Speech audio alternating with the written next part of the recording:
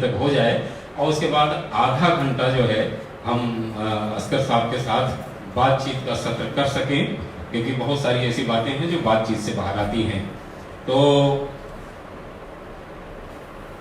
हम कोई परिचय नहीं दे रहे हैं असगर साहब का, क्योंकि आप में से बहुत सारे लोग उनको अच्छी तरह जानते हैं, उनके काम को जानते हैं। और आज अंग ग्रुप के 15 कलाकार भी यहाँ मौजूद हैं। दिनेश ठाकुर जी ने जो नाटक पेश किया था आपका जिस लाहौर नहीं देखिया, तो उसका 10 मिनट अंश भी पेश करेंगे। तो मैं संस्था अध्यक्ष केशव राय जी को आमंत्रित कर रहा हूँ कि वो प्रस्तावना प्रस्तुत करें, फिर हम आगे की कार्रवाई करते हैं। नमस्कार, आप आए संतोष साहब, संस्था के लिए गौरव का विषय है। धन्यवाद आपका। आप सभी को नमस्कार। हमारे देश के सुप्रसिद्ध और लोकप्रिय लेखक असगर वजाहत साहब के व्यक्तित्व और कृतित्व पर के इस कार्यक्रम में आप सभी का स्वागत है। 6 दशकों से अधिक समय से वजाहत साहब पत्र पत्रिकाओं में नियमित रूप से लिख रहे हैं। आप हंस के संपादन भी किया है आपने, और बीबीसी हिंदी के आप अतिथि संपादक भी रहे हैं। आप 5 वर्षों तक हंगरी में अध्यापन किया और बाद में यूरोप और अमेरिका के कई विश्वविद्यालयों में आपका व्याख्यान भी हुआ है।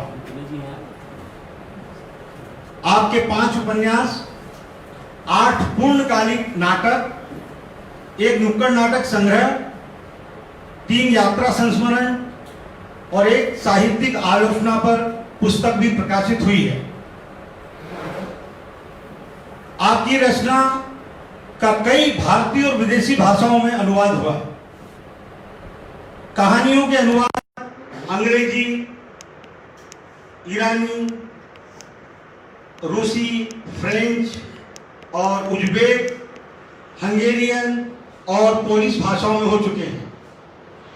आपके लिखे हुए नाटकों को कई निर्देशकों ने निर्देशित किया है, जैसे कि M.K. रैना साहब, हबीब तनवीर साहब और दिनेश ठाकुर जी हैं, टॉम अल्टर साहब। नाटकों का हिंदी के अलावा पंजाबी, गुजराती, कन्नड़, बांग्ला में भी मंचन हो चुका है। एक नाटक जो बहुत ही लोकप्रिय पूरे विश्व स्तर पर, जिस लाहौर नहीं देखिया, का Washington, Sydney, Dubai, Lahore, Karachi में भी हो चुके हैं। आपने कई फिल्मों में पटकथाएं लिखी हैं और धारावाहिक और कई डॉक्यूमेंट्री फिल्में बनाई हैं। और इस समय सर के साथ हमारी फिल्म इंडस्ट्री के बहुत ही जाने माने लेखक, जिन्होंने कई सुपरहिट फिल्में दी, राजकुमार संतोषी साहब के साथ एक प्रोजेक्ट लिख रहे हैं सर। जिस लाहौर नहीं देखा कि 310 शो हो चुके हैं, जो आज आपको दिनेश ठाकुर जी के सभी कलाकार आए हैं वो आपको बताएंगे। तो आगे मैं देवमणि पांडे जी को देता हूं, आगे वो समझ। केशव राय जी ने रचनात्मक परिचय असगर वजाहत साहब का दे दिया आपके सबके सामने। तो हमारे यहाँ मंच में जो लोग मौजूद हैं, कुछ उनकी व्यक्तित्व पे बात करेंगे, कुछ उनकी रचनाओं पर बात करेंगे, कुछ संस्मरण सुनाएंगे। तो इस तरह से एक विविधतापूर्ण चीज़ें आप तक पहुँचेंगी। तो भाई जवाहर कर्नावट जी बैंक ऑफ बड़ौदा में उच्च अधिकारी हैं और बड़े अच्छे हिंदी से भी और बहुत अच्छे हिंदी साहित्य के पाठक हैं। तो मैं शुरुआत कर रहा हूँ भाई जवाहर कर्नावट से, उनको सादर आमंत्रित कर रहा हूँ कि आप सबके सामने वो अपनी बात आपसे साझा करें। आइए भाई जवाहर कर्नावट।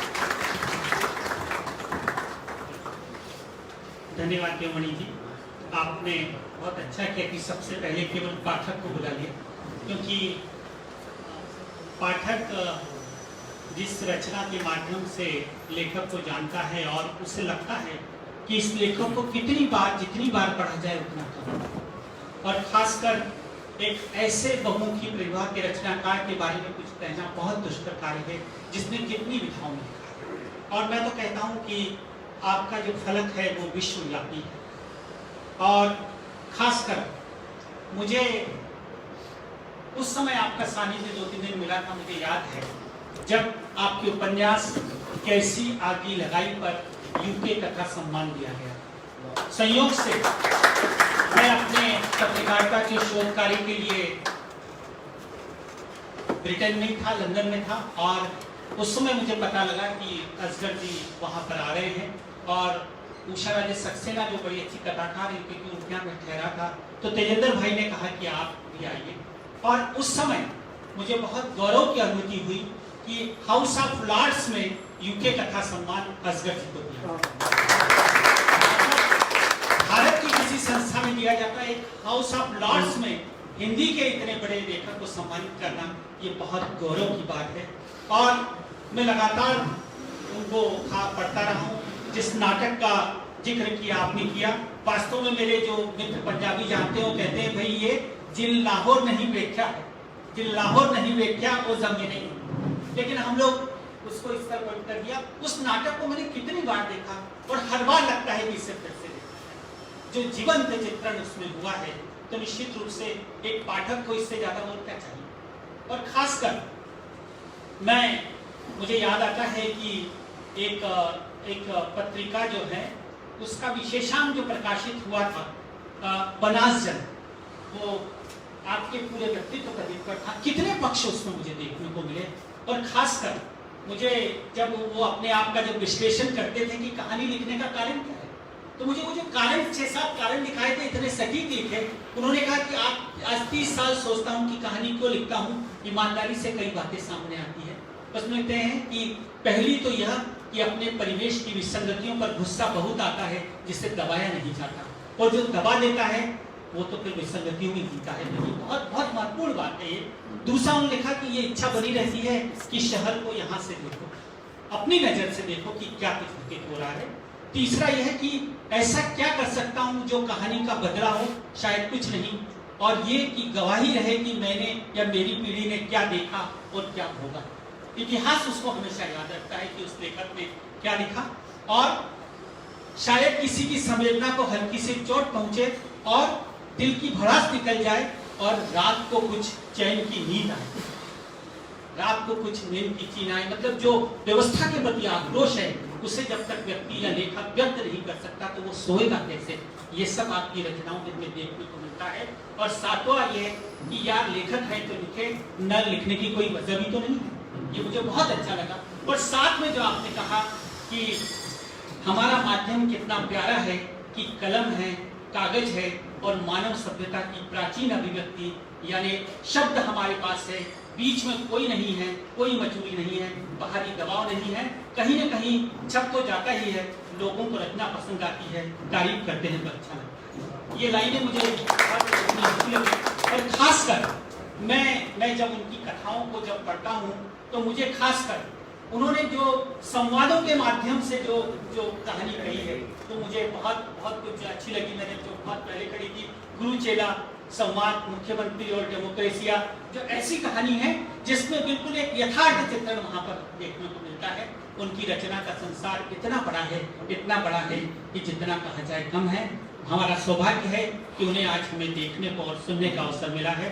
मैं विश्व हिंदी अकादमी को, केशव राव जी को, देवमणि पांडे जी को, इतने सारे व्यक्तित्व को लाते हैं कि हमारा राजकुमार संतोष जी यहाँ पर हैं और इतने अलग अलग व्यक्तित्व यहाँ पर आते हैं। तो मैं आपका बहुत धन्यवाद अदा करता हूँ, क्योंकि बहुत महत्वपूर्ण व्यक्तियों को सुनना है एक पाठक के लिए मेरे ख्याल से इतना समय ही पर्याप्त है। बहुत बहुत धन्यवाद।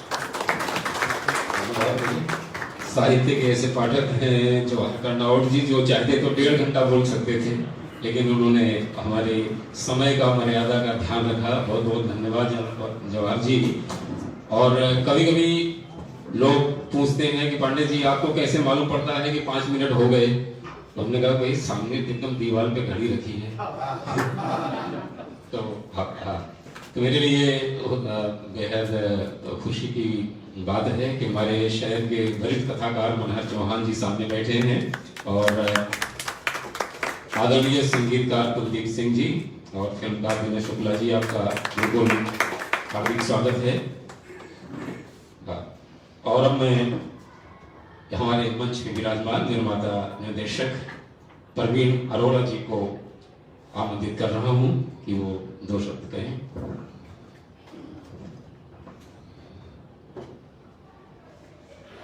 मित्रों, वजाहत साहब से मेरी मुलाकात 1986 में हुई।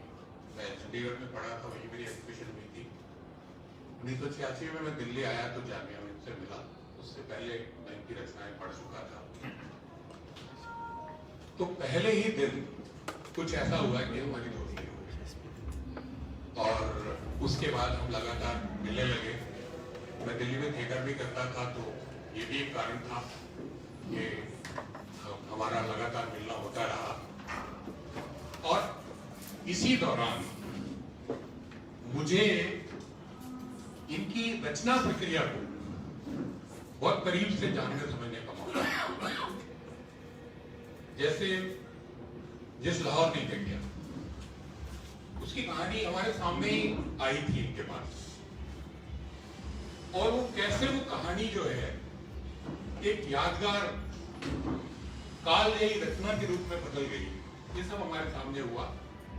उसकी जो पंजाबी के डायलॉग थे, इन्होंने कहा कि मैं उस पर काम करूं, तो मैंने काम किया और मैंने इनको देखा काम करते हुए कि कैसे ये छोटी छोटी चीजें पर काम करते हैं, उसके जो डिफरेंट एस्पेक्ट्स हैं, कैसे उसके लिए मटेरियल इकट्ठा करते हैं।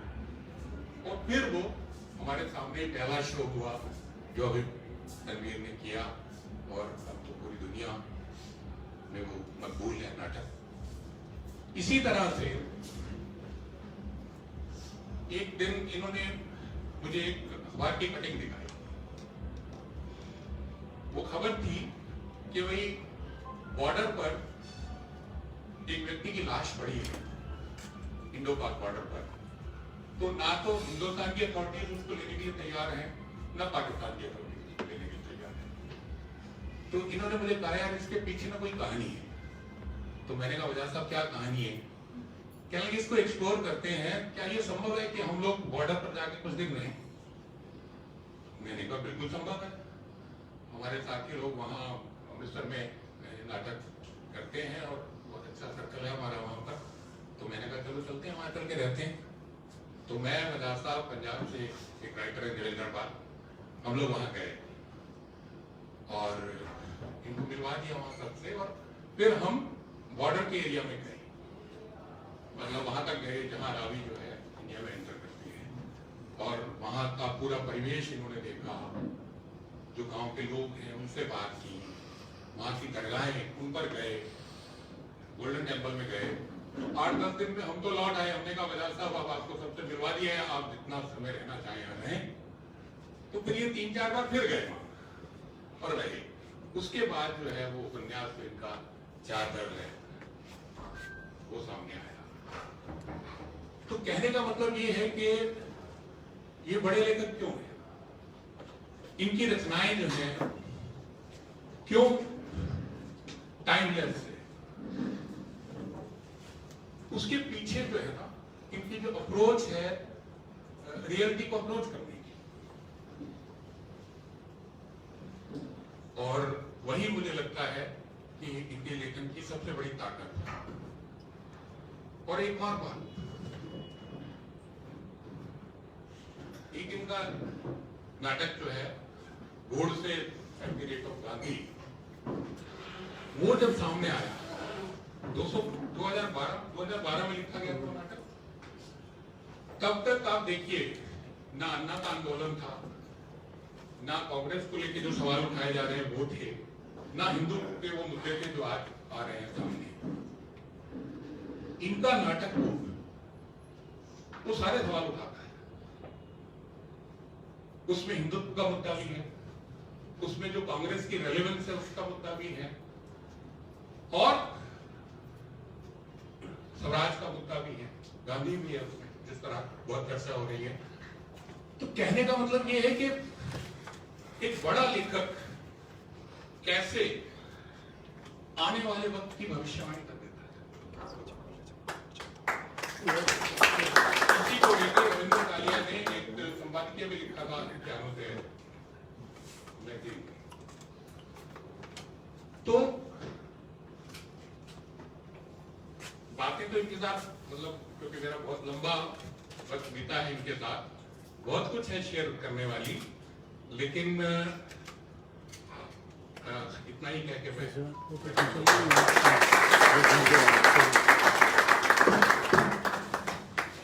बहुत अच्छा भाई प्रवीण अरोड़ा जी, आपने बहुत अच्छी बातें बताई और 5-6 मिनट के भीतर अपनी बात कह दी, तो इससे हमारा भी हौसला बढ़ा रहता है कि सारे अभी कुछ और सूरज प्रकाश जी आने वाले हैं, हम उनसे भी मतलब कुछ और वक्ता को शामिल कर सकेंगे। तो मैं आप सब जानते हैं नवभारत टाइम्स से जुड़े हुए बड़े अच्छे कवि और पत्रकार हैं हरि मृदुल जी, तो मैं मृदुल जी को आमंत्रित कर रहा हूँ कि आप अपनी बात कहें।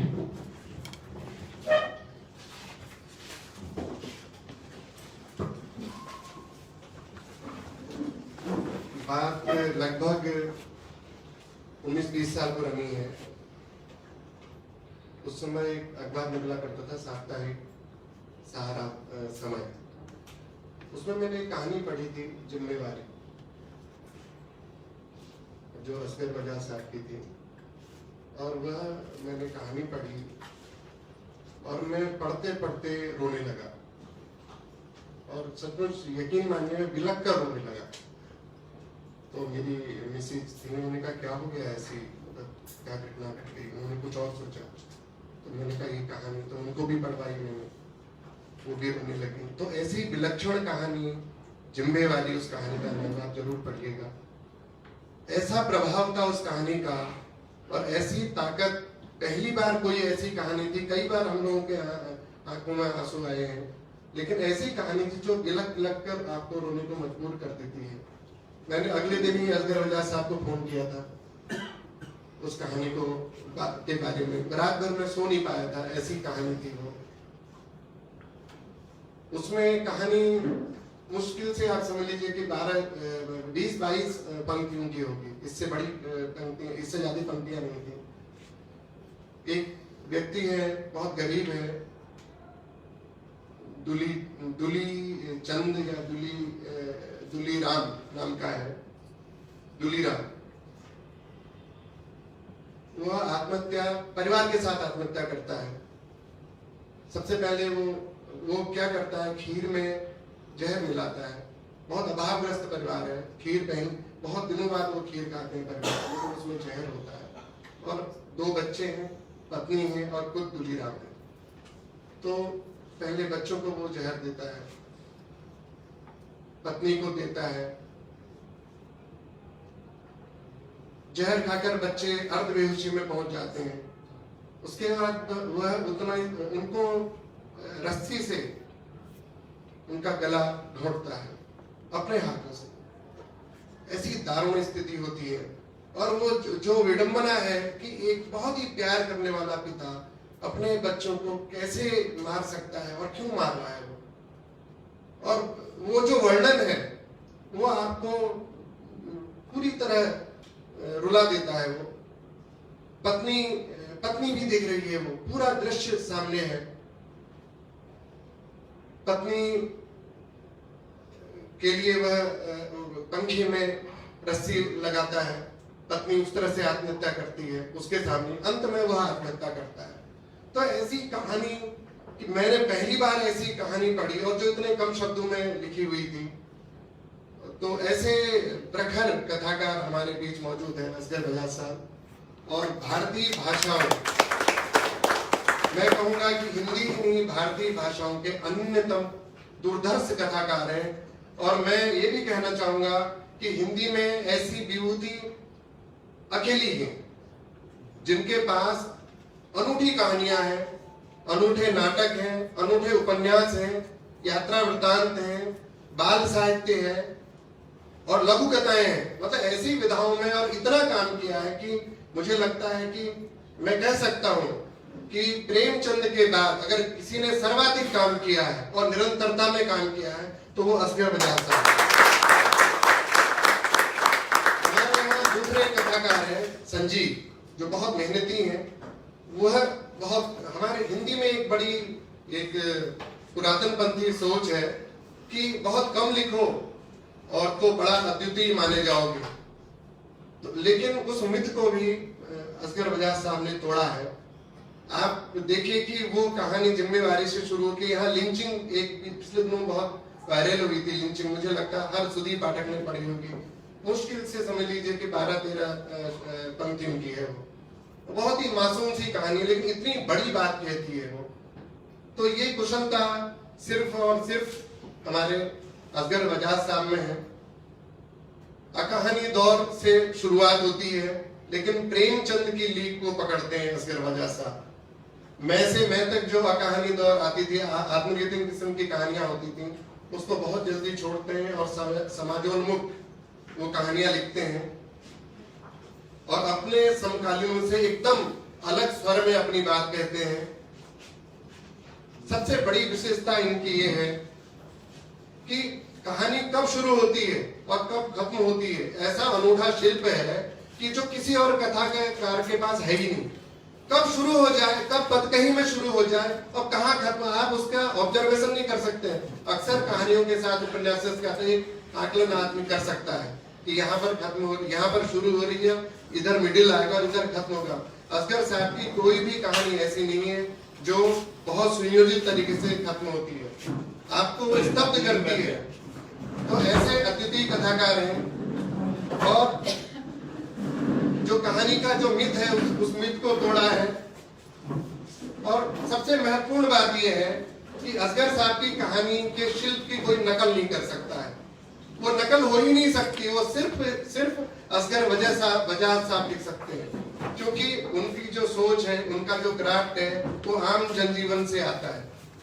देखते हैं और इसीलिए वो इतनी संख्या में, इतने संवेदनशील है, इतनी बड़ी संख्या में। आप देखिए उनकी एक कहानी है शाह आलम कैंप की रूहें, ये आप पढ़िए, इसमें भी वही हालत होगी जो जिम्मेवारी कहानी में होगी। रूहें आती हैं, जो दंगों में मारे गए बच्चे हैं, उनसे वार्तालाप करती हैं, उनसे कुशल क्षेम पूछती हैं, आपको बहुत बहुत भीतर तक हिला देती है कहानी। भूजवाज पापा, ये हंगरी प्रवास के समय उन्होंने कहानी लिखी थी, अद्वितीय कहानी है। ऐसी बहुत सारी कहानियां असगर बजाज साहब के साथ हैं जो हिंदी की निधि है। हिंदी कहानी की हम चर्चा करेंगे तो उन कहानियों के बिना उन हिंदी कहानी की चर्चा पूरी नहीं हो सकती है। उसमें केक कहानी है, दिल्ली पहुंचना एक कहानी है, 1300 साल का बेबी कैमिल, धर्म के नाम पर कैसा अधर्म होता है, उस कहानी में इस काव्यात्मक तरीके से, इस यथार्थवादी तरीके से वर्णन है कि जो हिंदी में लगभग दुर्लभ है। तो ऐसे अनूठे कथाकार हमारे बीच मौजूद हैं, हमें बहुत गर्व है। बहुत बहुत धन्यवाद। आपने जितना सारगर्भित, जितना संतुलित तरीके से आपके रचनात्मक योगदान को याद किया, वो अपने आप में बहुत काबिल तारीफ है। और हमारे शहर के वरिष्ठ कथाकार सूरज प्रकाश जी वाशरूम में हैं, अभी आए हैं, तो थोड़ी देर में हम कथाकार सूरज प्रकाश को भी सुनेंगे। सामने बैठे, अच्छा, सूरज जी। लोग कभी कभी मजाक करते हैं कि सूरज आज शाम को निकला है, लेकिन आप निकले घर से, हमें बहुत खुशी हुई। देखिए अभी भी जो कुछ वक्ताओं की बातें हमारे सामने आ रही हैं माननीय वक्तागण से, कि जितनी भी साहित्य की प्रमुख विधाएं हैं, कहानी हो, उपन्यास हो, नाटक हो, नुक्कड़ नाटक हो, यात्रा वृतांत हो, और सिनेमा है, चित्रकला है, तो जिस तरह हर प्रमुख विधा में असगर बजाज साहब ने लेखन किया, उसी तरह मैं देख रहा हूँ कि साहित्य, संगीत, सिनेमा, आकाशवाणी, यहाँ तक में 2 छात्राएं भी दिखाई पड़ रही हैं जो उनको सुनने के लिए आई हैं, सुशीला तिवारी और शिवाला जी। तो बड़े अच्छे लोग इन क्षेत्रों से मौजूद हैं। सामने ही अभिनेत्री असीमा भट्ट जी हैं, गायिका मीनू सिंह हैं, प्रतिष्ठित गायिका सीमा सहगल जी हैं, अनिल सहगल जी हैं, नुसरत खत्री, अफजल खत्री, और अभिनेता रवि यादव, रजिया रागनी, प्रमोद कुश, दीप्ति मिश्र, महेंद्र मोदी, रीदा दास राम, ऐसे बहुत अच्छे अच्छे लोग आपके बीच में बैठे हुए हैं आपको सुनने के लिए। तो हमारे जो मुंबई के जिन चंद नाटक के ग्रुप हैं, समूह हैं, जो है उसमें एक प्रमुख ग्रुप है यात्री नाट्य ग्रुप। तो ओम कटारे जी यहाँ पर मौजूद हैं। तो ओम कटारे जी को मैं आमंत्रित कर रहा हूँ, वो दो शब्द कहें। आइए ओम जी।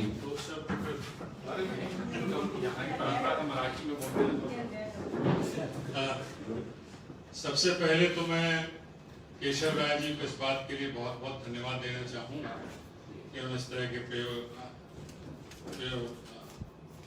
सफल आयोजन किया, क्योंकि आजकल हमारा किताबों से वास्ता खत्म होता था। किताबें हम पढ़ते ही नहीं हैं, लेखक के बारे में हम जानते ही नहीं हैं। ऐसे में एक लेखक को बुला के उनके बारे में बताना, उनके बारे में जानना, इतने सारे नई पीढ़ी वालों को असगर बजाज साहब के बारे में पता चला, यही बहुत बड़ी बात है। तो मेरे ख्याल से इसका लगातार ये प्रयास होना चाहिए कि किसी न किसी लेखक को दर्शकों से या श्रोताओं से मिलाया जाए। असगर बजाज साहब से मेरा परिचय पर्सनली तो नहीं है, लेकिन एक हम लोगों के बीच में तार जुड़ा हुआ है, वो है जिस लाहौर में देखा वो जन्मा है। मैं ये कहूँगा कि जिसने वो नाटक नहीं देखा वो जन्मा ही नहीं। मैंने उस नाटक की दिनेश ठाकुर जी ने मुझे आमंत्रित किया था, तब टेक्निकल रहस्य देखी थी, तो मैं बहुत रोया। उसके बाद उसका प्रयोग देखा, कुलदीप सिंह जी उसका म्यूजिक करते हैं, निदा फाजली साहब ने उसके गाने लिखे थे। पर तब से अब तक उस नाटक की ऐसी छाप है कि जब जब रोने का मन करता है वो नाटक पढ़कर मैं पढ़ देता हूँ। और वो नाटक आज से जब भी लिखा गया तब भी उतना ही असरदार था। मेरे ख्याल से आज से 50 साल बाद भी उतना असरदार होगा, क्योंकि स्थितियाँ कितनी भी कोशिश कर लें लेकिन सुधरने वाली है नहीं, मुझे ऐसा लगता है। इसलिए वो नाटक जो है दूर दूर तक असर करता है और वो हमारे जीवन से जुड़ा हुआ है। मैं उनसे रिक्वेस्ट करूंगा, दरखास्त करूंगा, ऐसे कई सारे नाटक लिखें ताकि लोगों की आंखें खुलें और असलियत क्या है उसका अंदाज। बस इतना ही कहना चाहूंगा। धन्यवाद बहुत बहुत। शुक्रिया भाई ओम जी। लोग बोलते थे कि हिंदी में मौलिक नाटकों की कमी है। नुक्कड़ नाटकों के अलावा असगर बजाज साहब ने 8 नाटक लिखे। मेरे ख्याल से अपने आप में ये बहुत बड़ा योगदान है नाटकों के लिए। प्रतिष्ठित रचनाकार आदरणीय मधु अरोड़ा जी, शशि शर्मा जी, नीलिमा दुबे जी, आप सबका स्वागत है। तो केशव जी, हम लोग सूरज प्रकाश जी बोलने की हालत में भी हैं कि हम राजेंद्र गुप्ता से कहानी सुने, क्या ठीक रहेगा? अच्छा, आइए सूरज प्रकाश जी।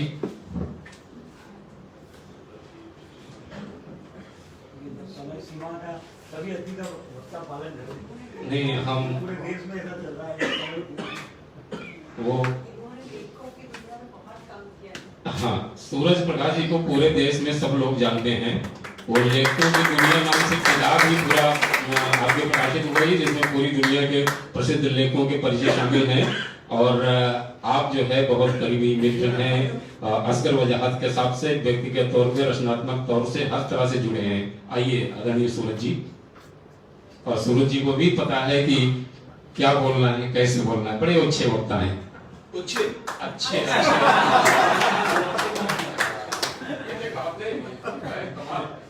नमस्कार। इस मंच पे मैं पिछली बार 3 मार्च को आया था लेखकों की दुनिया लेकर, और कुछ ऐसी दुर्घटनाएं हो गई, एक पैर छोटा हो गया, एक पैर बड़ा हो गया, लेकिन अब ठीक हूँ, आपके सामने खड़ा हूँ। असगर जी से जो मेरा स्नेह में मुझे खींच लाया है सर, उनसे बहुत पुराना नाता है, लेखक और पाठक का, और लेखक और लेखक का, मित्र का। और संयोग से हम 20 दिन लंदन में एक साथ रहे थे। और दूसरा संयोग ये था जिसकी मैं बात करूंगा, हम बाबा कार्ल मार्क्स की मजाक में, वो संस्मरण अगर आपको याद होगा मैं सुनाना चाहता। 8-9 मिनट का है। अरे नहीं,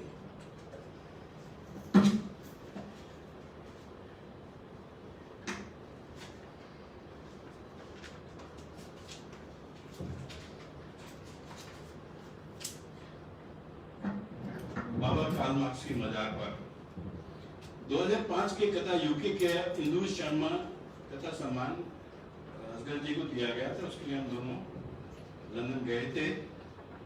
हाउस ऑफ लॉर्ड्स में सम्मान दिया गया था और सम्मान से पहले और सम्मान के बाद हम दोनों बहुत घूमते रहते थे, पैदल। यूट्यूब में भी घूमे, मेट्रो में भी, ट्रेन में, जैसे भी मौके लगे, लेकिन हम पैदल ज्यादा घूमते थे।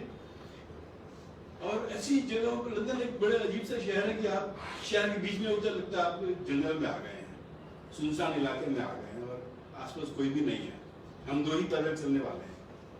तो एक दिन उन्होंने कहा कि कार्ल मार्क्स के बाजार पे जाना है, ठीक है जाएंगे। तो उन्होंने कहा कि इंटरनेट कैफे में देख लेते हैं कैसे जाना है और पता करते नहीं, स्टेशन का नाम अगर पता हो तो वहां से हम देख लेंगे। तो हाई गेट स्टेशन का पता चला कि वहां से नजदीक है। दोनों वहां गए तो वहां 3 तरफ गेट खुलते थे, तो पता नहीं था कौन से गेट से बाहर जाना है, हमारी मंजिल कौन से गेट से आएगी। तो वहां के लोग बहुत अच्छे हैं। तो रेलवे से एक आदमी आया, उसने पूछा कहाँ जाना, उन्होंने कहा मंजिल ये है, उनका बाहर जाइए, टैक्सी मिल जाएगी, बस में जाइए।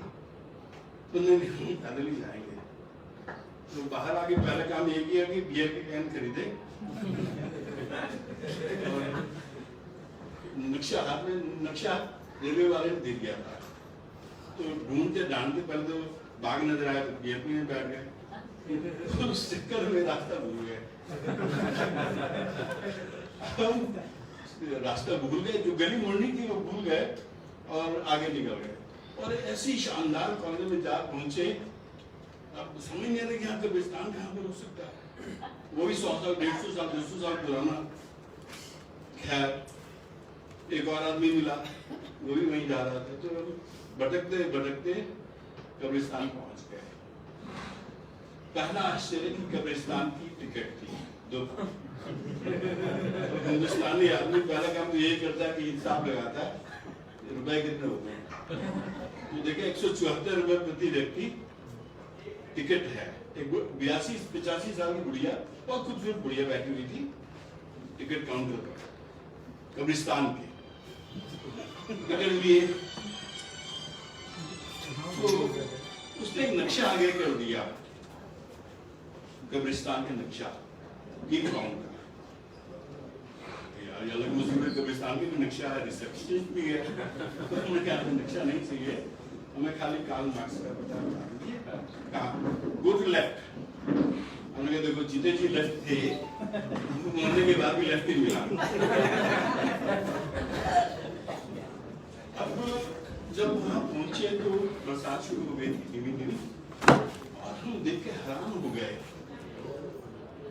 भव्य प्रतिमा, अवश्य प्रतिमा, भव्य 8 फुट ऊंची, और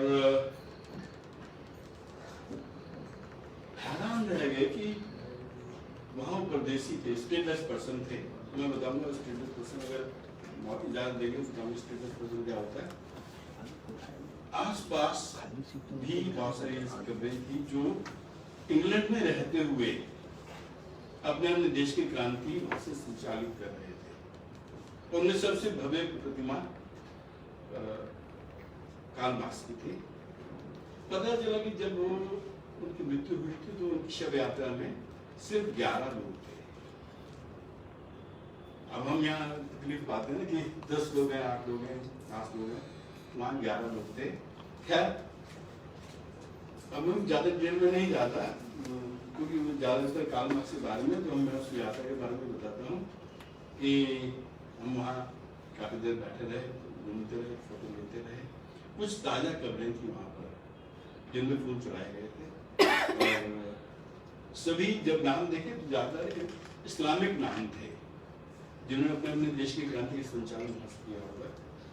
और जब हम वहां से वापस आ रहे थे तो सही रास्ता मिल गया था। बहुत खूबसूरत, बहुत बड़ा पार्क था, बहुत इंग्लैंड में बहुत बड़े बड़े पार्क थे, इतने की रोड शो नजर ना आए। तो जब हम वहां से वापस आ रहे थे तो हम दोनों ने सोचा जीने के लिए नहीं, मरने के लिए ये जगह मिल जाए तो जन्नत है। इतनी खूबसूरत जगह। एक बात और, मैं समय को देखते हुए जिन्हें लगता है बैठे हुए बस बात नहीं खत्म करूंगा। कार्ल मार्क्स सोहो में रहते थे। सोहो लंदन का सबसे बड़ा और सबसे बदनाम वेश्या है,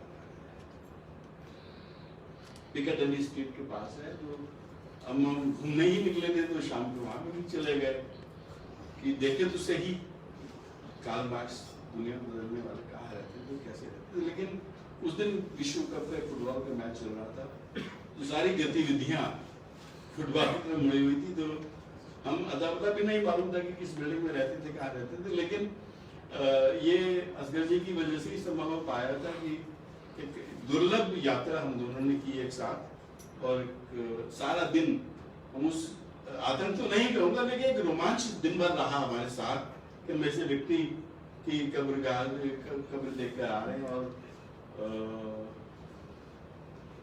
जिसकी शव यात्रा में कुल 11 लोग थे, ज्यादा नहीं थे, और किस तरह से उन्होंने जीवन जिया मुखलिसी में रह जा रहा था। तो लेकिन मरने के बाद एक ऐसे कब्रगाह में होना जहाँ टिकट भी लगता है और जहाँ पर नक्शा भी मिलता है, तो आश्चर्य हुआ कि कई बार जिंदगी के बाद ऐसी चीजें मिलती हैं। आपका बहुत बहुत धन्यवाद।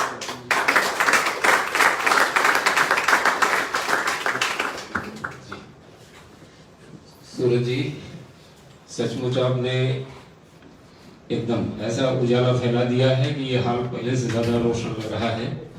तो आप सबको सूरज जी का संस्मरण बिल्कुल पसंद आएगा।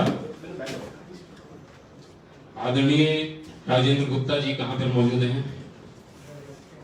हम सब बड़ी देर से आपका इंतजार कर रहे हैं। गुप्ता जी कृपया आप यहाँ पर आए। हम आपसे निवेदन करेंगे कि आप असगर वजाहत साहब की एक कहानी का पाठ करें। अभिनेता राजेंद्र गुप्ता जी तालियों से स्वागत करें। डॉक्टर रविंद्र कात्यायन, आपका हार्दिक स्वागत है।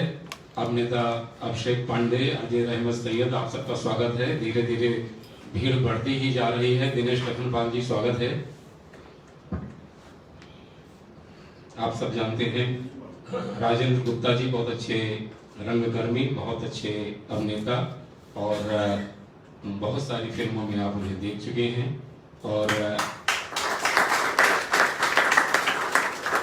जो लोग एक सीखना चाहते हैं कि कहानी पढ़ी कैसे जाती है, तो आज वो सुने और सीखें।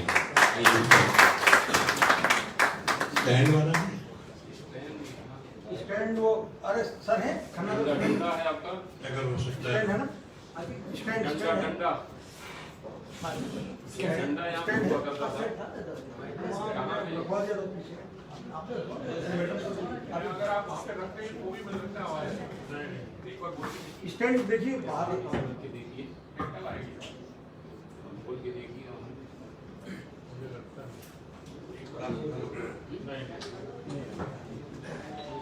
बिना माइक के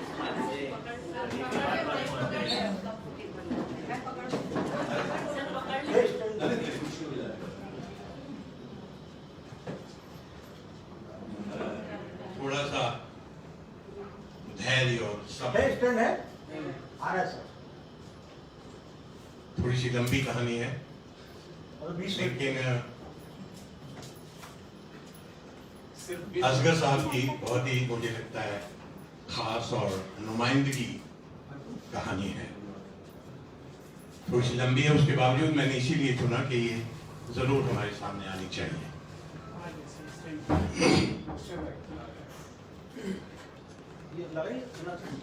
साहब की मदद कीजिए। एक सेकंड बिना आपके हाथ लगाए थोड़ा नहीं आराम पट्टी आपने की।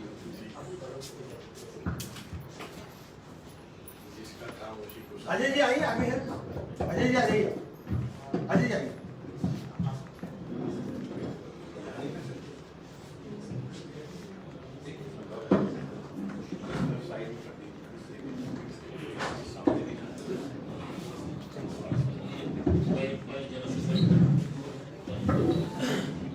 हेलो,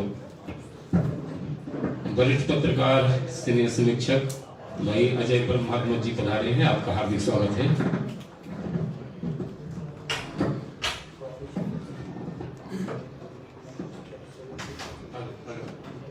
हेलो,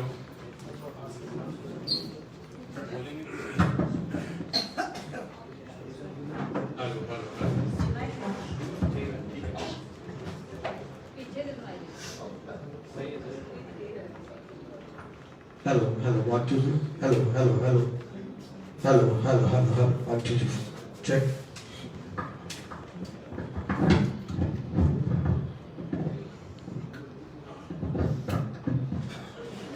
कहानी का नाम है जख्म।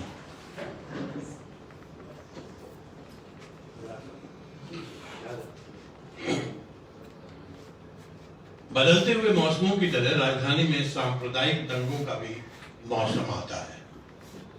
फर्क इतना है कि दूसरे मौसमों के आने जाने के बारे में जैसे स्पष्ट अनुमान लगाए जा सकते हैं, वैसे अनुमान सांप्रदायिक दंगों के मामले में नहीं लगा पाते।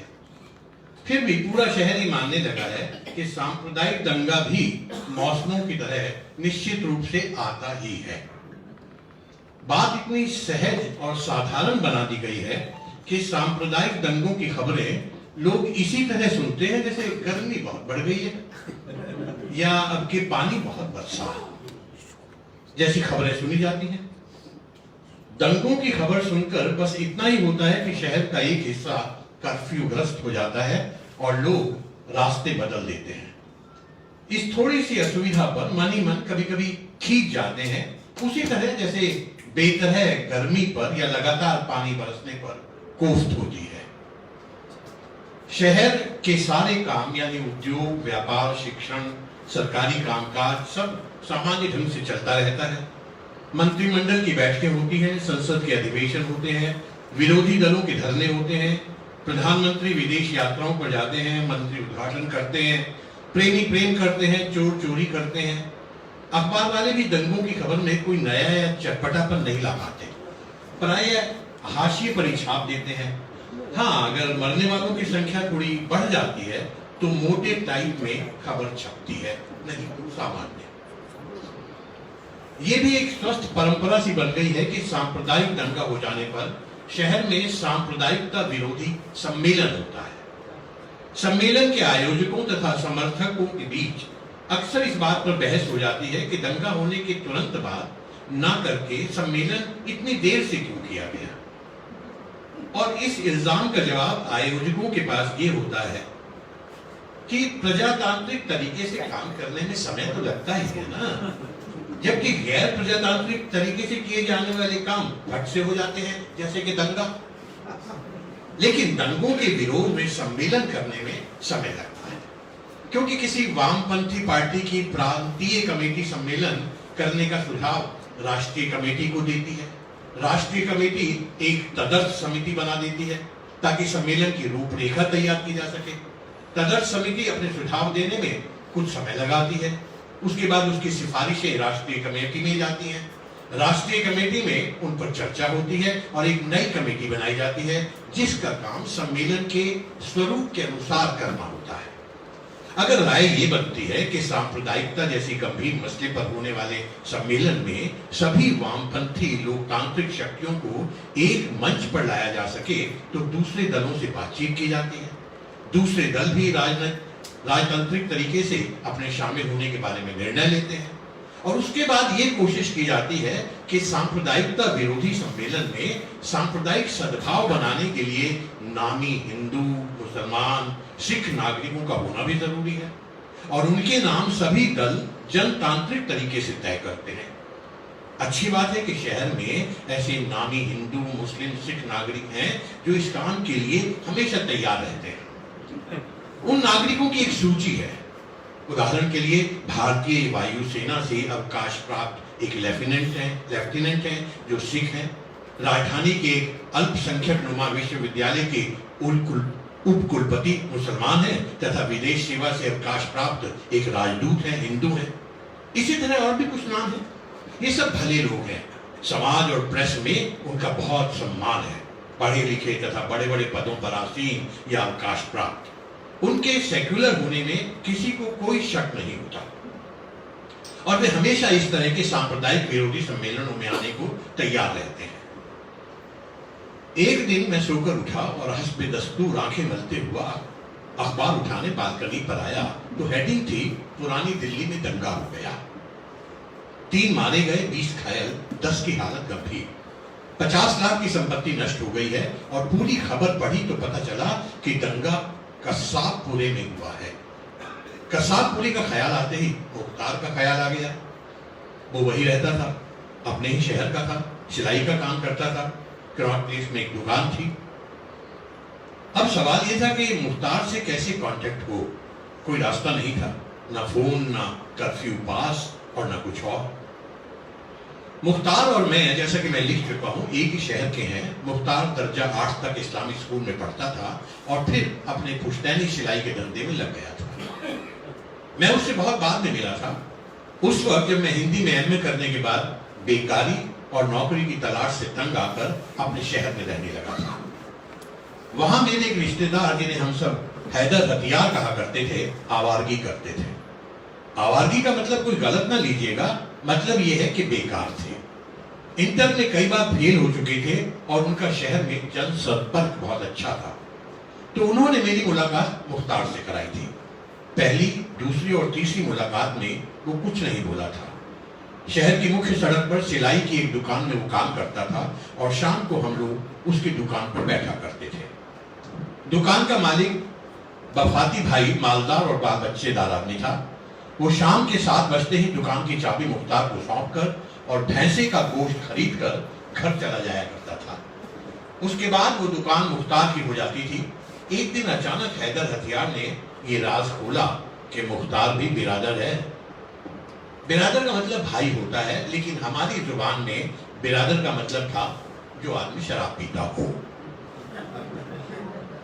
शुरू में मुख्तार का मुझसे जो डर था वो 2-4 बार साथ पीने से खत्म हो गया था। और मुझे ये जानकर बड़ी हैरत हुई थी कि वो अपने समाज और उसकी समस्याओं में रुचि रखता था। वो उर्दू का अखबार हमेशा पढ़ता था, खबरें ही नहीं, खबरों का विश्लेषण भी करता था और उसका मुख्य विषय हिंदू मुस्लिम सांप्रदायिकता थी। जब मैं उसे मिला था तब अगर बहुत सीधी जुबान में कहें तो वो पक्का मुस्लिम सांप्रदायिक था। शराब पीकर जब वो खुलता था तो शेर की तरह दहाड़ने लगता था, उसका चेहरा लाल हो जाता था। वो हाथ हिला हिलाकर इतनी कड़वी बातें करता था कि मेरे जैसा धैर्यवान न होता तो कब की लड़ाई हो चुकी होती। लेकिन मैं अलीगढ़ मुस्लिम विश्वविद्यालय में रहने और वहां स्टूडेंट्स फेडरेशन की राजनीति करने के कारण थोड़ा पक चुका था। मुझे मालूम था कि भावुकता और आक्रोश का जवाब केवल प्रेम और तर्क से दिया जा सकता है। वो मोहम्मद अली जिन्ना का भक्त था। श्रद्धावश उनका नाम नहीं लेता था, बल्कि उन्हें कायदे आजम कहता था। उसे मुस्लिम लीग से बेपनाह हमदर्दी थी और वो पाकिस्तान के बनने और द्विराष्ट्र सिद्धांत को बिल्कुल सही मानता था।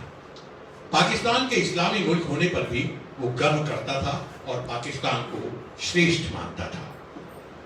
मुझे याद है एक दिन उसकी दुकान में मैं, हैदर हथियार और उमा शंकर बैठे थे। शाम हो चुकी थी। दुकान के मालिक वफाती भाई जा चुके थे। कड़कड़ाते जाड़े के दिन थे, बिजली चली गई थी। दुकान में एक लैंप जल रहा था। उसकी रोशनी में मुख्तार मशीन की तेजी से एक पैंट सी रहा था। अर्जेंट काम था। लैंप की रोशनी की वजह से सामने वाली दीवार पर उसके सर की परछाई एक बड़े आकार में हिल रही थी।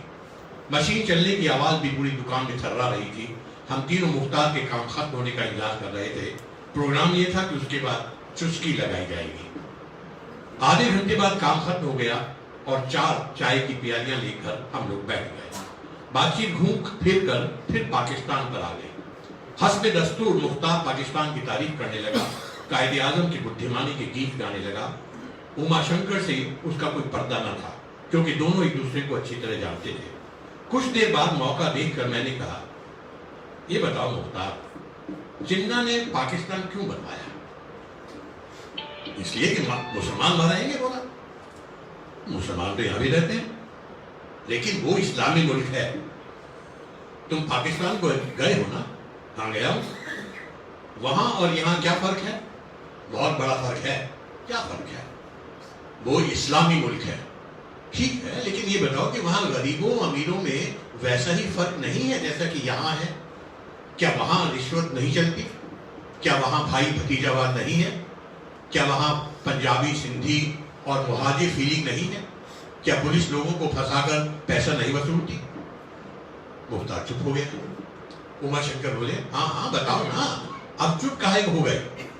मुख्तार ने कहा, हाँ ये सब तो वहां भी है, लेकिन वो इस्लामी मुल्क है यार, वहां डिक्टेटरशिप है।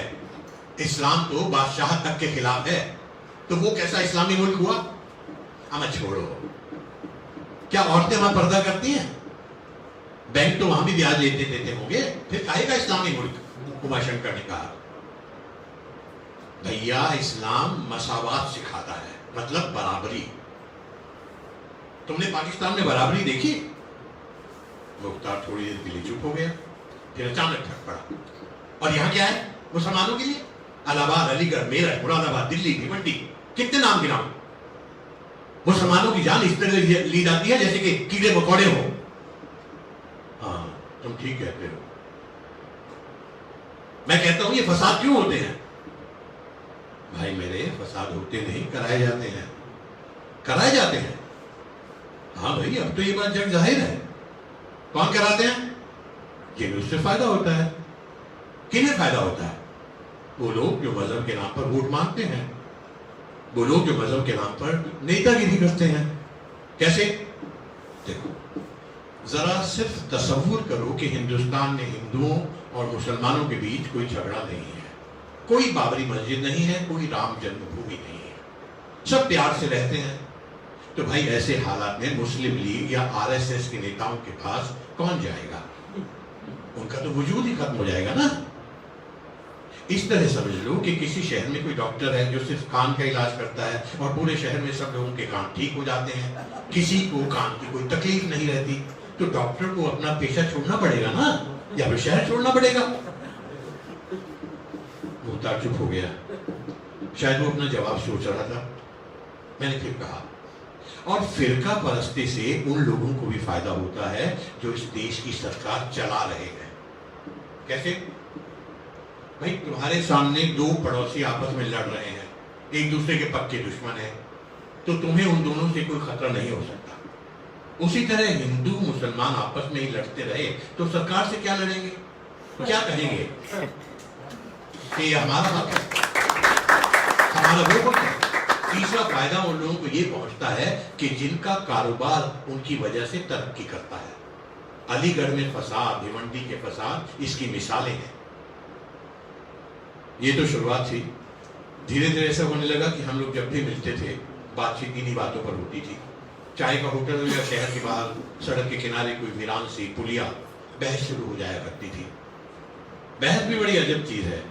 अगर सामने वाले के बीच बहस में लग गया तो आप उसे जाहिल समझते हैं, उसका मजाक उड़ाते हैं, उसे कम पढ़ा लिखा मानते हैं, तो बहस का कभी कोई अंत नहीं होता।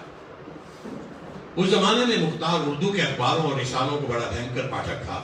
शहर में आने वाला शायद ही कोई ऐसा उर्दू अखबार, रिसाला, डाइजेस्ट हो जो वो पढ़ता ना हो।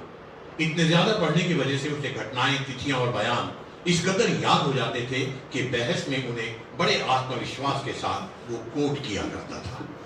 एक दिन उसने मुझे उर्दू के कुछ रिसालों और अखबारों का एक पुलिंदा दिया और कहा कि इन्हें जरा पढ़कर आओ, तो फिर बहस हो। उर्दू में सामान्यतः जो राजनीतिक पर्चे छपते हैं उनके बारे में मुझे हल्का सा इल्म था, लेकिन मुख्तार के लिए रिसाले जब ध्यान से पढ़े तो भौचक्का रह गया। इन पर्चों में मुसलमानों के साथ होने वाली ज्यादतियों को इतने भयावह और करुण ढंग से पेश किया गया था कि साधारण पाठक पर उनका क्या असर होता होगा ये सोचकर मैं डर गया।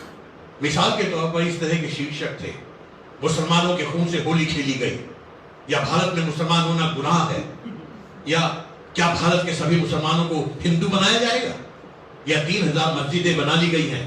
उत्तेजित करने वाले शीर्षकों के नीचे खबरें लिखने का जो ढंग था वो भी बड़ा भावुक और लोगों को मरने, मारने या सर फोड़ लेने पर मजबूर करने वाला था। 2-4 दिन के बाद वो जब मिला तो बड़ा उतावला हो रहा था बातचीत करने के लिए। बोला, तुमने पढ़ लिए सब अखबार? हाँ पढ़ लिए। क्या राय है?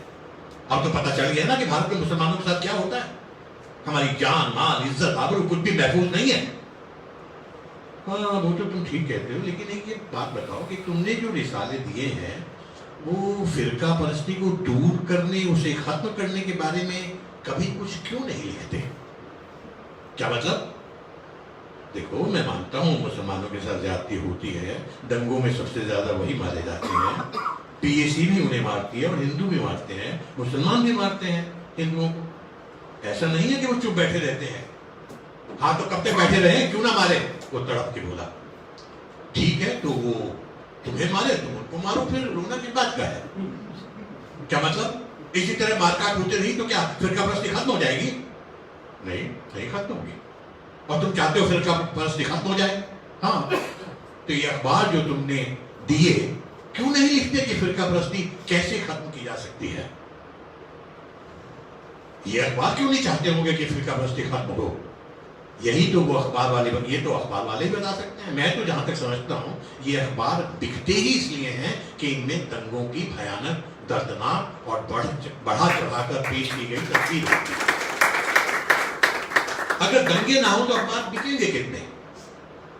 मेरी इस बात पर वो बिगड़ गया। उसका कहना था कि ये कैसे हो सकता है कि मुसलमानों के इतने हमदर्द अखबार ये नहीं चाहते कि दंगे रुके, मुसलमान चैन से रहे, हिंदू मुस्लिम इत्तेहाद बने। कुछ ही महीनों की लगातार बातचीत के बाद हम लोगों के बीच कुछ बुनियादी बातें साफ हो चुकी थी। उसे सबसे बड़ी दिलचस्पी इस बात से पैदा हो गई थी कि दंगे कैसे रोके जा सकते हैं, और हम दोनों जानते थे कि दंगे पुलिस, पीएसी, प्रशासन नहीं रोक सकता। दंगे सांप्रदायिक पार्टियां भी नहीं रोक सकती, क्योंकि वे तो दंगों पर जीवित हैं। दंगों को अगर रोक सकते हैं तो सिर्फ और सिर्फ लोग रोक सकते हैं। लेकिन लोग तो दंगों के जमाने में घरों में छुपकर बैठ जाते हैं, उसने कहा। हाँ, लोग इसलिए छुपकर बैठ जाते हैं क्योंकि दंगा करने वालों के मुकाबले वो मुत्तहिद नहीं है, बहुत अकेला महसूस करते हैं अपने को, और अकेला चना फाड़ नहीं फोड़ सकता। जबकि दंगा करने वाले ऑर्गेनाइज्ड होते हैं। लेकिन जरूरी है कि दंगों के खिलाफ जिन लोगों को संगठित किया जाए उनमें हिंदू मुसलमान दोनों हों, और उनके ख्यालात इस बारे में बिल्कुल साफ हों। हाँ, लेकिन ये काम करेगा कौन? हम ही लोग, और कौन? लेकिन कैसे? अरे भाई, लोगों से बातचीत करके, मीटिंग करके, उनको बता समझा कर। मैं कहता हूं कि शहर में हिंदू मुसलमानों का अगर 200 ऐसे लोगों का ग्रुप बन जाए जो जान पर खेल कर भी दंगा रोकने की हिम्मत रखते हो, तो दंगा करने वालों की हिम्मत पस्त हो जाएगी। तुम्हें मालूम होगा कि दंगा करने वाले बुज़दिल होते हैं, वो किसी ताकत से नहीं लड़ सकते। अकेले दुकेले को मार सकते हैं, आग लगा सकते हैं, औरतों के साथ बलात्कार कर सकते हैं, लेकिन अगर उन्हें ये पता चल जाए कि सामने ऐसे लोग हैं जो बराबर की ताकत रखते हैं, उनमें हिंदू भी हैं, मुसलमान भी हैं, तो दंगाई सर पर पैर रखकर भाग जाए। वो मेरी बात से सहमत था, और हमने अगले कदम पर गौर करने की स्थिति में आ गए। मुख्तार इस सिलसिले में कुछ नौजवानों से मिला भी। कुछ साल बाद हम दिल्ली में फिर साथ हो गए। मैं दिल्ली में धंधा कर रहा था और वो कनॉट प्लेस की दुकान में काम करने लगा था। और जब दिल्ली में दंगा हुआ तो पता ये चला कि कसाबपुरा भी बुरी तरह प्रभावित हो गया है, और मुझे मुख्तार की फिक्र हो गई। दूसरी तरफ मुख्तार के साथ जो कुछ घटा वो इस तरह था कि शाम का 6 बजा था, वो मशीन पर चुका काम कर रहा था। दुकान मालिक सरदार जी ने इसे खबर दी कि दंगा हो गया है और जल्दी से जल्दी उसे अपने घर पहुंच जाना चाहिए। पहाड़गंज में बस रोक दी गई क्योंकि आगे दंगा हो रहा था। पुलिस किसी को आगे जाने नहीं दे रही थी। मुख्तार ने मुख्य सड़क छोड़ दी, गलियों और पिछले रास्तों से आगे बढ़ने लगा। गलियां सुनसान थी। पानी के नलों पर जहां इस वक्त चाव चाव हुआ करती थी, सिर्फ पानी गिरने की आवाज आ रही थी। जब गलियों में लोग नहीं होते थे तो कुत्ते ही दिखाई देते थे, और इस समय भी कुत्ते ही थे। वो बचता बचाता इस तरह आगे बढ़ रहा था कि अपने मोहल्ले तक पहुंच जाए। कभी कभार कोई घबराया परेशान सा आदमी लंबे लंबे कदम उठाता इधर से उधर जाता दिखाई पड़ जाता था। एक अजीब भयानक तनाव था, जैसे कि ये इमारतें बारूद की बनी हुई हों और ये सब अचानक एक साथ फट जाएंगे। दूर से पुलिस गाड़ियों के सायरन की आवाजें आ रही थी। कसाबपुरे की तरफ से हल्का हल्का धुआं आसमान में फैल रहा था। न जाने कौन जल रहा था, न जाने कितने लोगों के लिए संसार खत्म हो चुका था, और न जाने कितने जलने वालों में कितने बच्चे, कितनी औरतें रही होंगी। उनकी क्या गलती होगी, उसने सोचा। और अचानक एक बंद दरवाजे के पीछे से किसी औरत की पंजाबी में कांपती हुई आवाज गली तक आ गई। वो पंजाबी बोल नहीं पाता था, लेकिन समझ लेता था। औरत कह रही थी, बबलू अभी तक घर नहीं लौटा। मुख्तार ने सोचा, उसके बच्चे भी घर के दरवाजे पर खड़े झिल्लियों से बाहर झांक रहे होंगे। शाहिदा उसके सलामती के लिए नमाज पढ़ रही होगी, भैया छत पर खड़े गली में दूर तक देखने की कोशिश कर रहे होंगे और छत पर खड़े एक दो और लोगों से पूछ लेते होंगे कि मुख्तार को कहीं दिखाई नहीं दिया। उसके दिमाग में जितनी तेजी से ये सब ख्याल आ रहे थे, उतनी तेजी उसकी रफ्तार, उतनी ही तेज उसकी रफ्तार हो जाती थी। सामने पीपल के पेड़ से कसाब पूरा शुरू होता था और पीपल का पेड़ सामने ही है। अचानक भागता हुआ कोई आदमी हाथ में कनस्तर लिए हल्का हल्का आया और मुख्तार को देखकर एक पतली गली में घुस गया। अब मुख्तार को हल्का हल्का शोर भी सुनाई देने लगा। पीपल के पेड़ के बाद खतरा ना होगा क्योंकि यहाँ से मुसलमानों की आवाज शुरू हो जाती है, ये सोचकर मुख्तार ने दौड़ना शुरू कर दिया। पीपल के पेड़ के पास पहुंचकर मुड़ा और उसी वक्त हवा में उड़ती कोई चीज उसके सर से टकराई और उसे लगा कि उसका सर आग हो गया है। दहकता हुआ अंगारा। उसने दोनों हाथों से सर पकड़ लिया और भागता रहा। उसे समझने में देर नहीं लगी कि एसिड का एक बल्ब उसके सिर पर मारा गया है। सर की आग लगातार बढ़ती जा रही थी और वो भागता जा रहा था। उसे लगा कि वो जल्दी घर नहीं पहुंच गया तो गली में गिर के बेहोश हो जाएगा और वहां गिरने का नतीजा उसकी लाश पुलिस उठवाएगी। दोनों बच्चों के चेहरे उसकी नजरों में घूम गए। दंगा खत्म होने के बाद मैं मुख्तार को देखने गया। उसके बाल भूसे जैसे हो गए थे और लगातार गिर रहे थे। सर की खाल बुरी तरह जल गई थी और जख्म हो गए थे। एसिड का बल्ब लगने के बराबर ही भयानक दुर्घटना ये हुई थी कि जब वो घर पहुंचा था तो उसे पानी से सर नहीं धोने दिया गया था। सब ने कहा था पानी मत डालो, पानी मत डालो। पानी डालने से बहुत गड़बड़ हो जाएगी और वो खुद ऐसी हालत में नहीं था कि खुद कोई फैसला कर सके। 8 दिन कर्फ्यू चला और जब तक डॉक्टर के पास गया तो डॉक्टर ने उसे बताया कि अगर वो फौरन सब धो लेता तो शायद इतने गहरे जख्म ना होते। दंगे के बाद सांप्रदायिक सद्भावना स्थापित करने के लिए सम्मेलन किए जाने की कड़ी में इन दंगों के 3 महीने बाद एक सम्मेलन हुआ। सम्मेलन में मैंने सोचा मुख्तार को ले चलना चाहिए। उसे 1 दिन की छुट्टी करनी पड़ी और हम दोनों राजधानी की वास्तविक राजधानी यानी राजधानी का वो हिस्सा जहाँ चौड़ी सड़कें, छायादार पेड़, चमचमाते हुए फुटपाथ, ऊंचे ऊंचे बिजली के खंभे और चिकनी चिकनी इमारतें हैं और वैसे ही चिकने चिकने लोग हैं। मुख्तार भव्य इमारत में घुसने से पहले कुछ हिचकिचाया, लेकिन मेरी बहादुरी से आगे बढ़ते रहने की वजह से उसमें भी थोड़ी सी हिम्मत आ गई और हम अंदर आ गए। अंदर काफी चहल पहल थी। विश्वविद्यालयों के छात्र, अध्यापक, संस्थानों के विद्वान, बड़े बड़े सरकारी अधिकारी, दफ्तरों में काम करने वाले लोग सभी थे।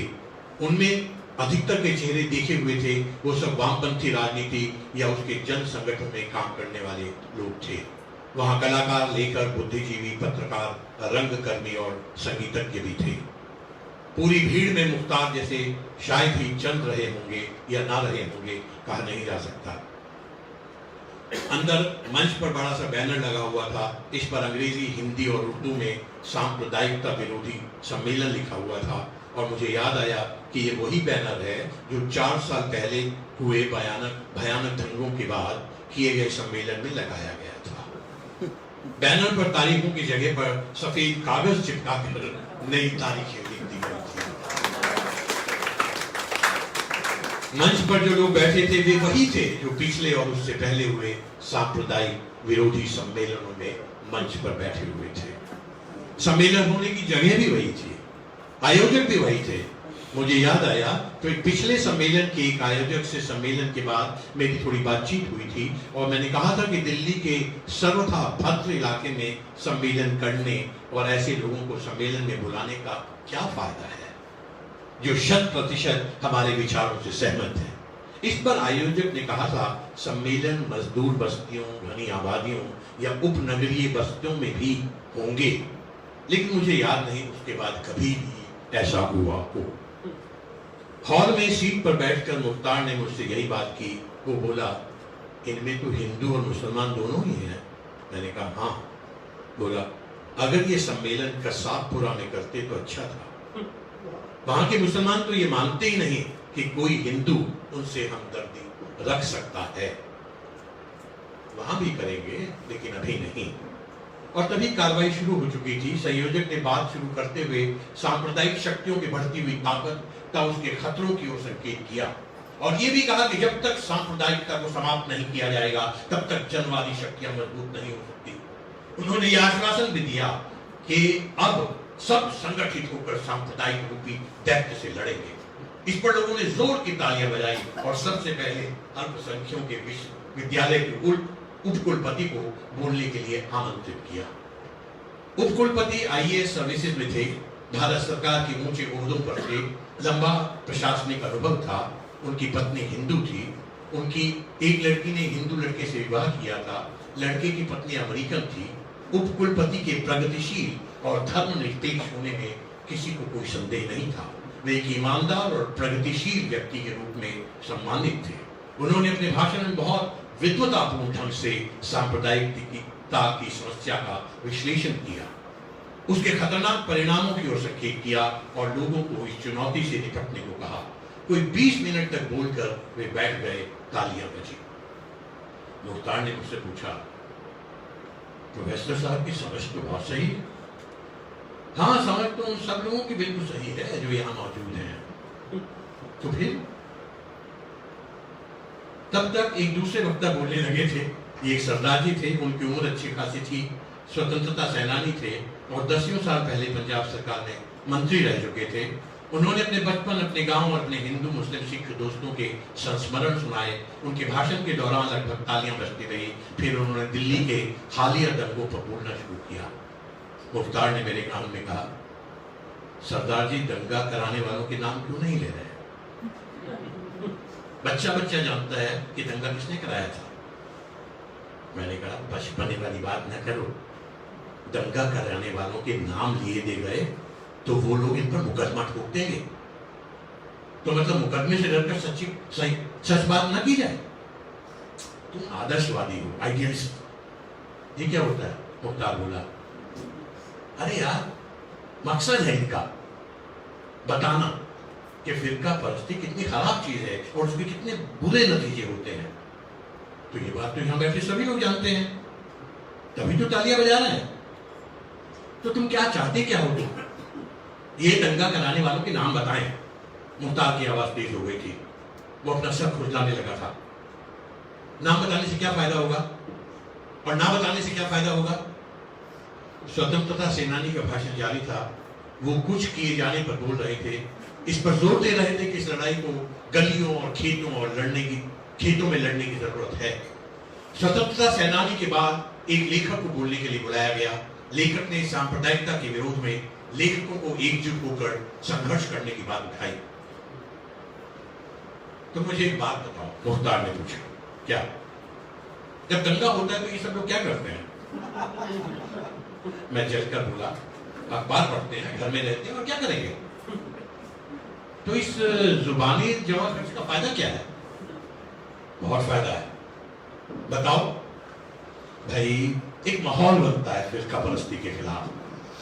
किन लोगों में? इन्हीं में ना, जो पहले से फिरका परस्ती के खिलाफ है। तुम्हें मालूम है कि दंगों के बाद सबसे पहले हमारे मोहल्ले में कौन आए थे? कौन?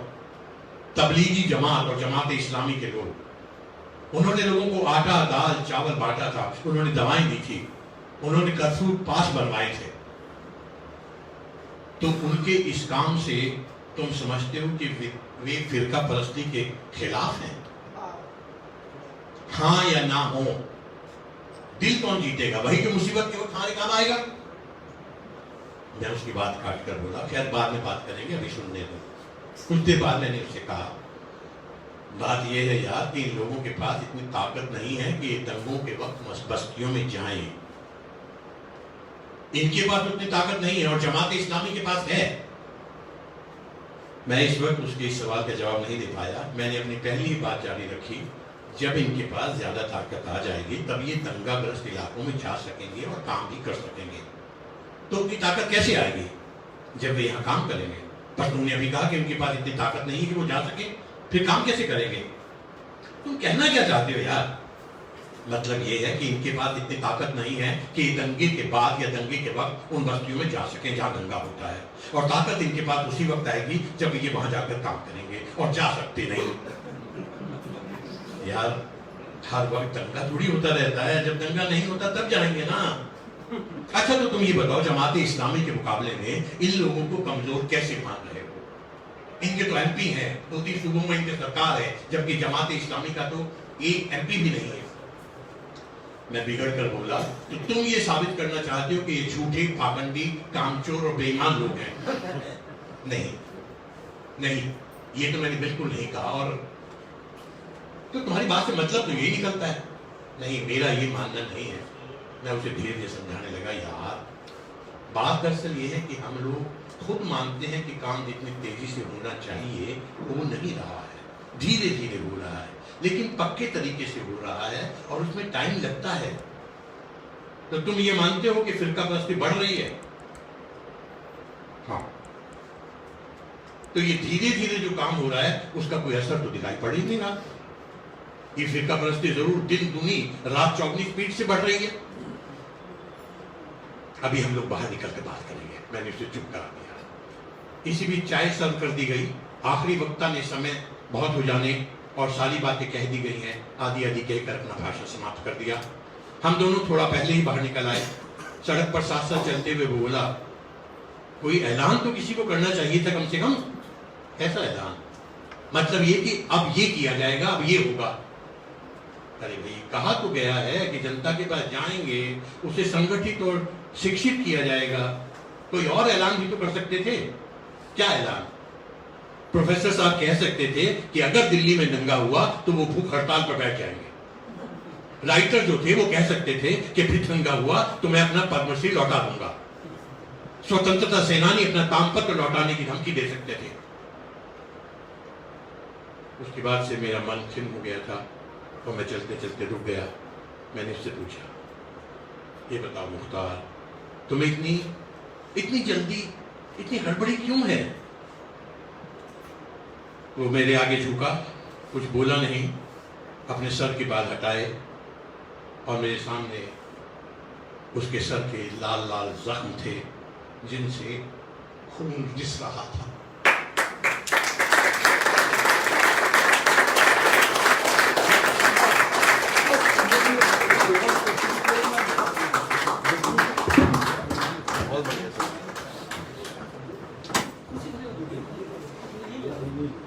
आप सबने महसूस किया कि कैसे दो पात्रों के माध्यम से इतने बड़े सच को आपके सामने बयान किया गया। सब कुछ साफ साफ, सब कुछ पारदर्शी। केशव जी, हम लोग राजकुमार जी को पहले सुन के नाटक देखें। राजकुमार संतोष, अच्छा देखिए, थोड़ी देर में आपके सामने 10 मिनट का एक नाट्य प्रस्तुति होगी। उसके पहले मैं आदरणीय राजकुमार संतोषी जी को आमंत्रित करना चाहता हूं। आप सब उनसे बहुत अच्छी तरह परिचित हैं और आपने उनकी बहुत सारी फिल्में देखी होंगी। हमारे सिनेमा जगत को घायल, दामिनी, लज्जा, पुकार, अल्लाह बोला जैसी बहुत अच्छी अच्छी फिल्मों से आपने बतौर लेखक निर्देशक समृद्ध किया है। आप बहुत अच्छे मित्र हैं असगर वजाहत साहब के। आइए राजकुमार संतोषी से सुनिए। नमस्ते।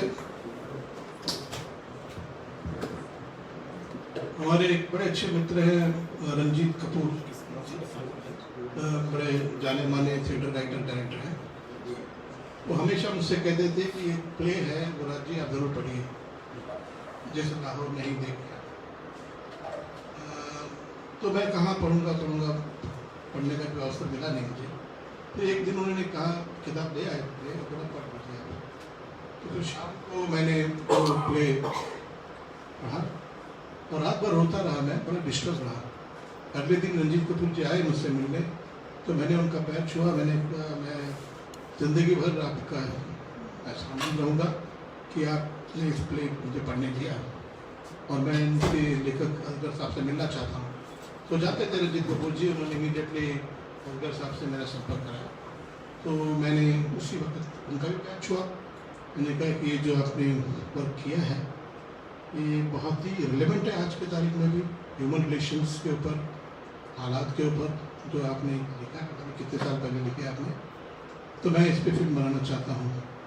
तो वो राइट्स किसी को दिया था उन्होंने, वो भी हमारे गुरु हैं गोविंद यानी कि उन्हीं के पास राइट था। तो फिर बड़े संघर्ष के बाद गोविंद जी ने आशीर्वाद दिया मुझे और वो राइट्स उन्होंने मुझे दिए। तो उसका पटकथा और संवाद हम दोनों मिलकर हमने लिखे हैं और अब इसी साल शुरू हो रही है पिक्चर वो उसको तो समझने शुरू हो गया है। काफ़ी रिसर्च करके काम किया हमने उसमें।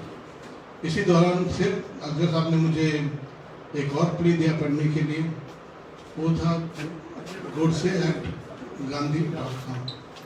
वो भी मुझे बहुत बहुत इम्प्रेस किया, तो उसका भी राइट्स हमने लिया है। वो अभी आज ही उसका स्क्रीन प्ले डायलॉग्स हम लोगों ने खत्म किया। तो ये 2 फिल्म ही मैं कर रहा हूँ और किसी पे ध्यान नहीं दे रहा हूँ मैं। जिस लाहौर नहीं देखे और जमिया नहीं एंड गोडसे एक्ट गांधी.com। अच्छा, अभी लाहौर के बारे में ये कहना चाहूँगा, जो भी वो प्ले जिन लोगों ने देखा है, अलग अलग लोग जो लोग इतनी तारीफ करते हैं और सबका यही कहना, जैसे यहाँ भी लोगों ने कुछ कहा कि एक अर्शी करके एक राइटर है, पूना में रहती है और रामायण पे काफ़ी रिसर्च करके अथॉरिटी है वो। तो एक दिन घर आई थी, मैंने कहा ऐसे फिल्म कर रहा हूँ मैं, तो वहीं उसकी आँख में आंसू निकल आया। बोले राज जी, वो प्ले के बारे में जब भी मैं सोचती हूँ मैं रोती हूँ, मुझे रोना आता है। तो फिर असगर साहब से मैंने कहा, असगर साहब बड़ी जिम्मेदारी हो गई है, सिर्फ फिल्म नहीं है, तो मैं बस प्रे कर सकता हूँ कि यार इसका जस्टिस करें। और इसीलिए मैंने असगर साहब को अपने साथ रखा। मैंने कहा कि आपके बिना ये पटकथा नहीं लिखूंगा, डायलॉग करूँगा, तो ये हर जगह हर कदम पे साथ में रहे। एंड हमने मिलकर अब चीज़ डिस्कस करके, ताकि वो नाइंसाफ़ी ना हो जाए, जो काम इन्होंने किया उसके साथ कोई गलत ना हो जाए, तो हमने ध्यान रखा है। मैं सिर्फ यही कहूँगा, अगर मैं इसको ठीक उसी तरह से पर्दे में उतार दूँ तो मैं अपने आप को सौभाग्यशाली समझूंगा और मैं समझूंगा कि अपने आप को मैं डायरेक्टर कह सकता हूँ। अभी तक जो फिल्म मैंने बनाई है अलग है, तो मैं समझता हूँ कि मैं अभी रियल करियर की शुरुआत अभी कर रहा हूँ मैं। तो उसकी प्रेरणा भी मुझे इन्हीं से मिली है, असगर साहब के साथ। असगर साहब से कभी बात करता हूँ, डिस्कस करता हूँ। लोग हैं जो उम्र हो जाती है, अनुभव होता है।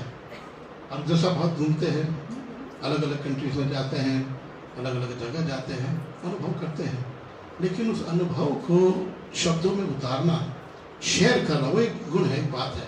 तो मैंने इनमें देखी है। और इससे पहले मजरू साहब, मजरू सुल्तान भाई जो मेरे अच्छे दोस्त थे, उनमें भी ये बात थी। जब उनसे मिलते थे तो ऐसा लगता कि हिस्ट्री से साक्षात्कार हो रहे हैं। वो बिल्कुल ठीक कहते थे उस वक्त क्या था, किस तरह का माहौल था। तो सेम असगर साहब में भी एक खूबी है। तो मुझे बड़ी खुशी हो रही है कि ये यहाँ पे आप सब इकट्ठे होकर इनके वर्क्स के ऊपर डिस्कशन कर रहे हैं, बहस कर रहे हैं। एंड मैं चाहूँगा असगर साहब और लिखें इस तरह से। ये सोसाइटी को, ये बिल्कुल सही कहा किसी ने, पढ़ने की आदत चली गई है, यंगर जनरेशन को कोई इन्वॉल्वमेंट नहीं, लेकिन मुझे ऐसा उम्मीद है अभी। मैं जैसे जैसे फिल्म बना रही थी, उम्मीद से इसी विश्वास से फिल्म बना रहा हूँ मैं, और ऑनेस्ट फिल्म बनाने की कोशिश कर रहा हूँ। ज़रूर फिल्म देखने के बाद में असर ज़रूर होगा, और ये कोशिश हमें हमेशा करता रहना चाहिए। ये लड़ाई हमेशा जारी रहना चाहिए जो ये लड़ाई ये कर रहे हैं। So that is all. Thank you very much.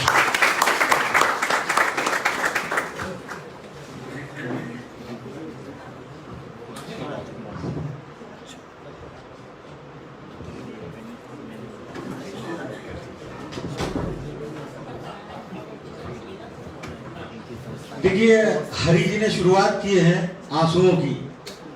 मैं 1 महीने पहले ये किताब पढ़ रहा था, जिस लाहौर नहीं देखा, करीब 14 या 15 पेज पढ़ चुका हूँ। जब वो सीन बदलता है कि अब दृश्य ऐसा हो रहा है, तो मैं ये किताब रखता हूँ। मैंने कहा यार मैं नाटक पढ़ रहा हूँ, मैं देख रहा हूँ इसको। सच में मुझे लग ही नहीं रहा था कि पढ़ रहा। पूरा पढ़ने के बाद पत्नी 12:15 12:30 बज चुका था, बिटिया वो पढ़ती रही, तो वो 1:30 बजे तक पढ़ती रही। तो मतलब वाकई सर बहुत सभी को पढ़ना चाहिए, और अक्सर फिल्म बना रहे हैं तो बहुत ही अच्छा है। ये